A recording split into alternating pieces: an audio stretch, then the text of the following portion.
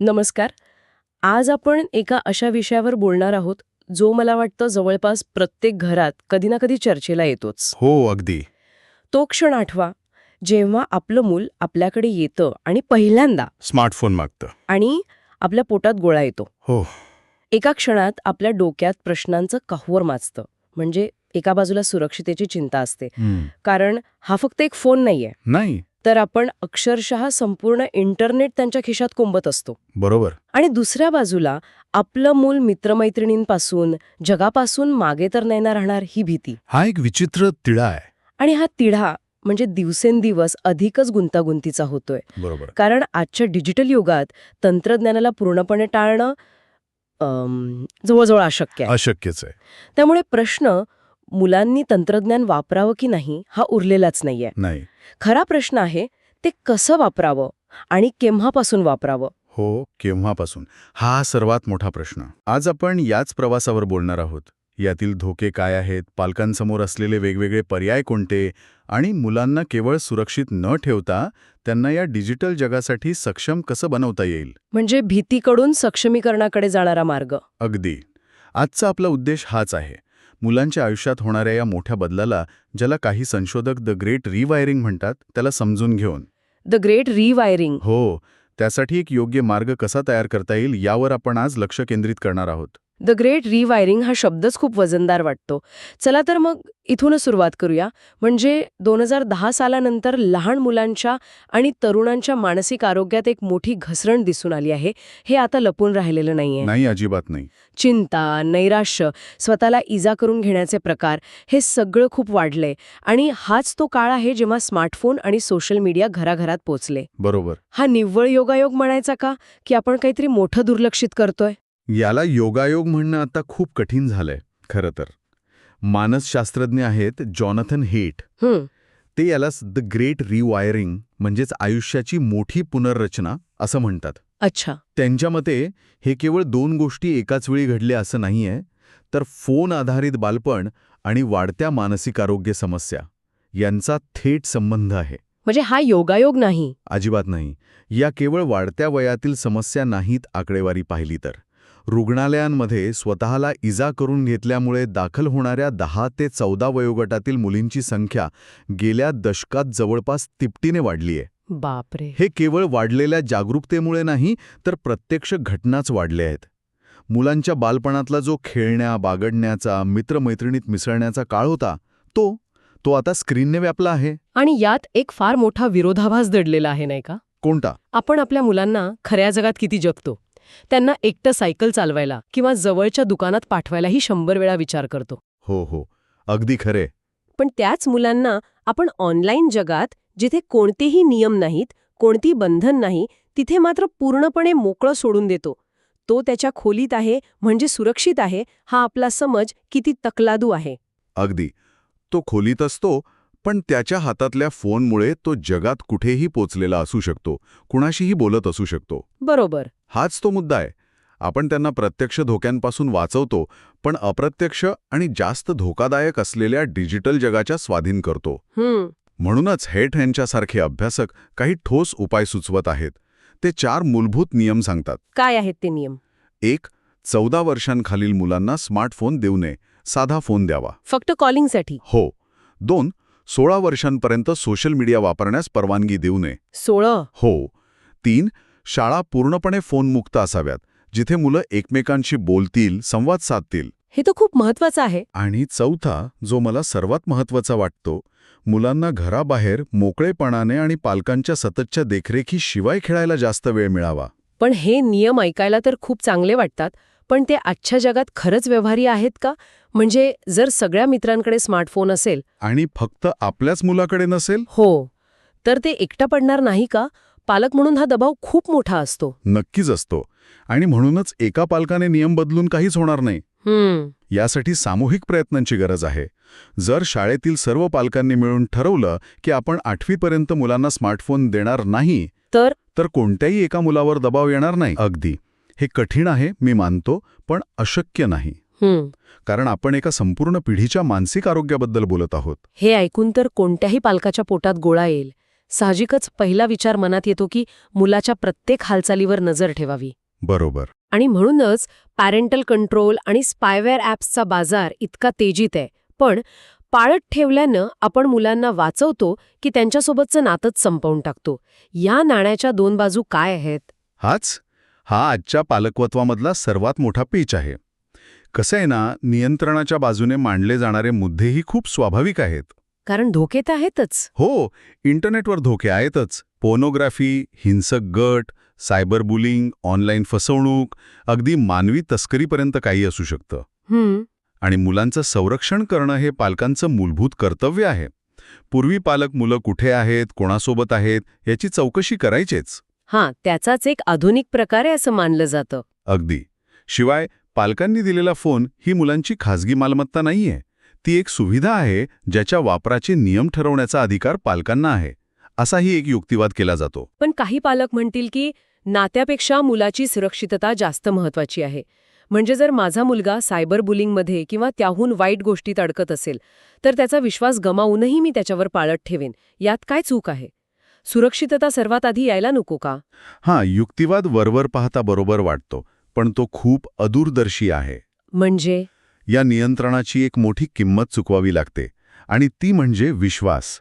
विचार करा, अशा प्रकारच्या सततच्या हेरगिरीमुळे पालक आणि मुलांमधलं नातं कायमचं बिघडतं. ते पुन्हा जोडणं खूप अवघड जात असेल. खूप. माझ्या ओळखीच्या एका कुटुंबात असंच घडलं. आईला तिच्या 14 वर्षांच्या मुलाच्या वागण्यात बदल जाणवत होता, म्हणून तिने त्याच्या नकळत कॉम्प्युटरवर एक की लॉगर सॉफ्टवेअर टाकलं. अरे बापरे. जे तो काय टाईप करतो हे सगळं तिला दाखवायचं. काही महिन्यांनी जेव्हा मुलाला हे कळलं तेव्हा तो इतका दुःखावला गेला की त्याने आईशी बोलणंच बंद केलं. बापरे. तो म्हणाला, तू माझ्यावर विश्वासच नाही ठेवला. ते नातं जोडायला त्यांना 2 वर्ष लागली. म्हणजे आपण ज्या समस्येवर उपाय शोधत होतो ती समस्या तर तशीच राहिली. उलट एक नवीन आणि जास्त मोठी समस्या निर्माण झाली. अगदी बरोबर. आणि इथेच नियंत्रणाच्या विरोधातले मुद्दे येतात. असं करणं हे अविश्वासाचं स्पष्ट लक्षण आहे.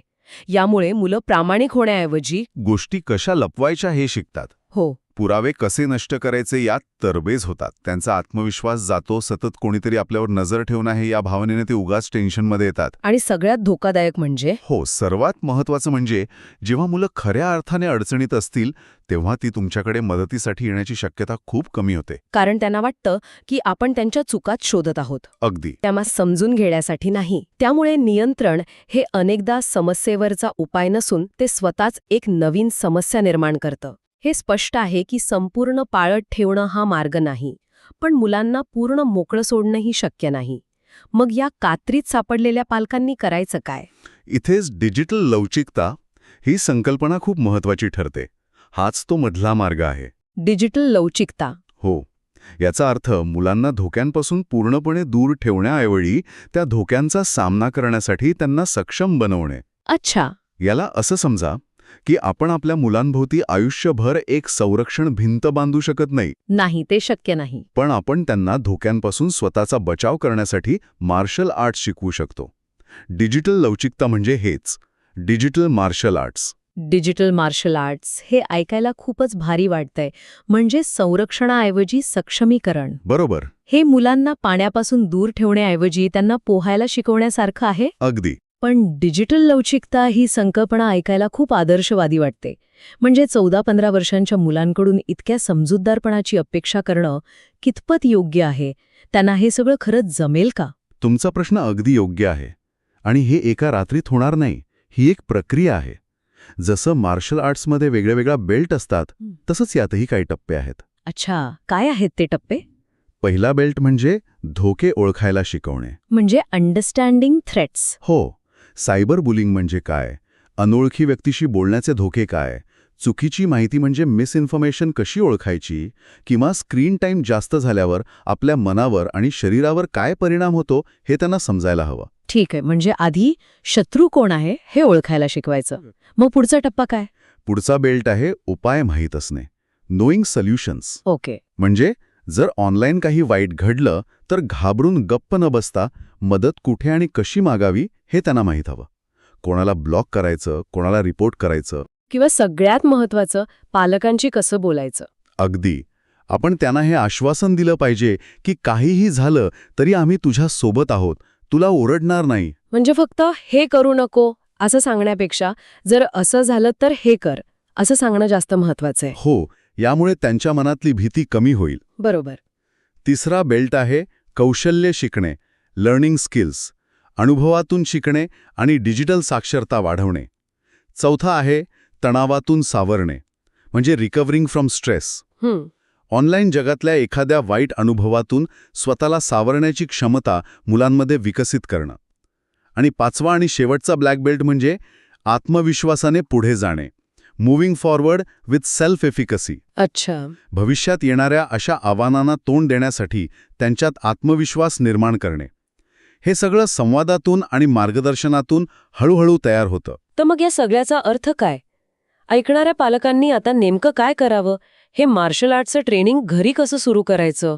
याची सुरुवात कोणत्याही ॲप किंवा तंत्रज्ञानाने नाही, तर साध्या संवादाने करायला हवी. कम्युनिकेशन. हो, मुलांची लहानपणापासून आणि नियमितपणे त्यांच्या ऑनलाईन विश्वाबद्दल बोला. पण हे बोलणं म्हणजे पोलिसांसारखी चौकशी नसावी. नाही. जेवताना किंवा रात्री झोपताना सहज गप्पा मारा. जसं आपण त्यांना विचारतो की आज शाळेत काय झालं, तसंच विचारा, आज ऑनलाईन काय नवीन पाहिलंस, कोणता गेम खेळलास. हां, म्हणजे त्यांच्या जगात काय चाललंय हे जाणून घेणं. अगदी. असं विचारल्याने त्यांना सुरक्षित वाटेल आणि ते तुमच्याशी मोकळेपणाने बोलतील. ऑनलाईन प्रतिष्ठा, योग्य ओळखण्याची क्षमता म्हणजे क्रिटिकल थिंकिंग यावर चर्चा करा. आणि नियम बनवण्याबद्दल काय? कारण फक्त गप्पा मारून भागत नाही, काही मर्यादाही आवश्यक असतात. नाहीतर चर्चा एका कानाने ऐकून दुसऱ्या कानाने बाहेर जाईल. बरोबर. पण हे नियम वरून लादण्याऐवजी एकत्र बसून ठरवले तर जास्त प्रभावी ठरतात. म्हणजे त्यांनाही सामील करून घ्यायचं. हो, सेलफोन कॉन्ट्रॅक्टसारखी कल्पना खूप उपयुक्त ठरू शकते. यात पालक आणि मुलं मिळून नियम ठरवतात आणि त्यावर सही करतात. इंटरेस्टिंग. जसं की रात्री 9 नंतर फोन वापरायचा नाही, जेवणाच्या टेबलवर फोन आणायचा नाही, अभ्यास करताना फोन दुसऱ्या खोलीत ठेवायचा. घरात काही टेक फ्री जागा आणि टेक फ्री वेळ निश्चित करा. आणि सगळ्यात महत्वाचं, हो, हे नियम घरातल्या सगळ्यांसाठी, अगदी पालकांसाठीही लागू असले पाहिजेत. अगदी बरोबर. हा मुद्दा माझ्यासाठी सर्वात महत्वाचा आहे. पालक स्वतःच जेवताना फोनमध्ये डोळे घालून बसले असतील तर मुलं त्यांचा ऐकण्याची शक्यता 0 आहे. आपण जे सांगतो ते आपण करूनही दाखवलं पाहिजे. बरोबर. आणखी एक महत्वाचा प्रश्न म्हणजे फोन द्यायचा कधी? योग्य वय कोणतं? खरं सांगायचं तर याचं कोणतंही एक योग्य वय नाही. प्रत्येक मूल वेगळं असतं. त्यामुळे फोन देण्याचा निर्णय आकड्यावर नाही तर मुलांच्या परिपक्वतेवर अवलंबून असायला हवा. तुमचं मूल जबाबदारीने वागू शकतं का? ते नियम पाळतं का? त्याच्या मॅच्युरिटी लेवलवर. हो. आणि सुरुवातीलाच स्मार्टफोन देण्याऐवजी स्मार्ट वॉच सारखा पर्याय देता येतो. अच्छा. ज्यामुळे ते तुमच्या संपर्कात राहू शकतात, पण त्यांना इंटरनेटचा पूर्ण ॲक्सेस मिळत नाही. उशीर करा, पण पूर्ण नकार देऊ नका. आणि फोन देण्याचा अर्थ सोशल मीडिया वापरण्याची परवानगी देणे असा अजिबात होत नाही. ते 2 वेगळे निर्णय आहेत. हे फार महत्वाचं आहे. आणि आता या सगळ्यामध्ये अजून एका नवीन आणि मोठ्या आव्हानाची भर पडली आहे, जनरेटिव्ह AI. हो, ChatGPT. हो, ChatGPT सारखे चॅटबॉट्स आता सर्वत्र आहेत. मुलं गृहपाठासाठी, निबंध लिहिण्यासाठी त्याचा सर्रास वापर करत आहेत. याकडे कसं बघायचं? हे तर पूर्णपणे नवीनच आहे. हे एक मोठं आव्हान आहे, कारण आपण अजूनही स्मार्टफोनच्या समस्येशीच लढत आहोत. कसं आहे ना, हे तंत्रज्ञान चुकीची माहिती इतक्या सफाईदारपणे सादर करतं की ते खरं वाटू लागतं. आणि मुलं सहज विश्वास ठेवतात. हो, यामुळे मुलांच्या विचारांना आणि मतांना सहज प्रभावित केलं जाऊ शकतं. मुलांना हे शिकवावं लागेल की ऑनलाईन दिसणारी प्रत्येक गोष्ट केवळ खरी किंवा खोटी नसते, तर त्यामागे काहीतरी हेतू असू शकतो. म्हणजे AI हे एक कॅल्क्युलेटर सारखं साधन आहे, उत्तरांचा अंतिम स्रोत नाही. अगदी. AIने दिलेली माहिती तपासून पाहण्याची सवय लावायला हवी. ते एक सुरुवात असू शकतं, शेवट नाही. पण अजून एक धोका आहे, तो म्हणजे या चॅटबॉटसोबत मुलं भावनिकरित्या गुंतण्याचा. ते त्यांना मित्र समजू लागतात. त्याचे काय परिणाम होऊ शकतात? हां, खूप गंभीर धोका आहे. AI चॅटबॉटसोबत होणारा संवाद हा मानवी संवादासारखा वाटला तरी तो बनावट असतो. तो तुमच्याशी वाद घालत नाही. कधीच नाही. तो तुमच्या प्रत्येक गोष्टीला होकार देतो. यामुळे मुलांच्या खऱ्या जगात संवाद साधण्याच्या, मतभेद हाताळण्याच्या आणि नाती जपण्याच्या क्षमतेवर परिणाम होऊ शकतो. त्यामुळे या तंत्रज्ञानाचे फायदे आणि तोटे या दोन्हीवर मुलांची अत्यंत मोकळेपणाने बोललं पाहिजे.